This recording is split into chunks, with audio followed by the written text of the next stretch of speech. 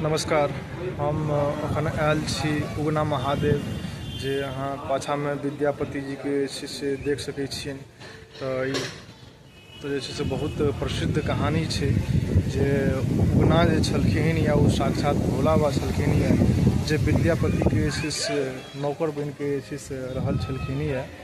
तो मंदिर के से यह विशेषता है कि भगवान शंकर जी भोलानाथ खुद जे से विद्यापति जी के से नौकर बन के रहल छलखिन या। और जखन जे से विद्यापति जी के प्यास लगलन और पानी लावे लेल कहलखिन उगना के, तो उ जे से देखलखिन ओहिठाम कतौ जे से ओहि जंगल में से पानी के व्यवस्था नहीं छलै, तो अपने जटा से गंगाजल निकल के लऽ गेलखिन विद्यापति के समीप। और विद्यापति जी महाकवि गंगाजल के से जखन के मुँह में लेलखिन चिन्ह गेलखिन कि तो गंगाजल छै, एहिठाम कतौ से भेटतै से गंगाजल।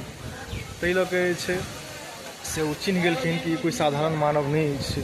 तखन जे से साक्षात भगवान शंकर जी देखी उगना बन के से हुनकर नौकर रहि रहल छलखिन या। वो साक्षात उनका दर्शन दिलखिन और कहलखिन कि अहाँ के से हम नौकर एहि दुआरे छलहुँ हैं कियाकि अहाँ के प्रेम से हम वशीभूत छलहुँ या। अहाँ के जे प्रेम जे श्रद्धा हम तो जे से ओकर भूखा छी। और अहाँ के से एहन कवि जे अहाँ एहन जे से कविता सब लिखै से हमरा ऊपर, तो हम अहाँ के प्रेम के लेल जे से अहाँ के नौकर बन के रहलहुँ। तो वही पर जे से एहिठाम जे से उगना महादेव के जे से मंदिर स्थापित कयल गेल अछि।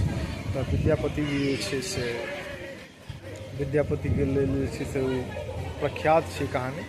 और भगवान शंकर जी जे से उगना के रूप में जे से विद्यापति जी के से नौकर बन के रहल छलखिन। तो उगना महादेव छलाह और देख सकै छी अहाँ विद्यापति जी के मूर्ति एहिठाम से।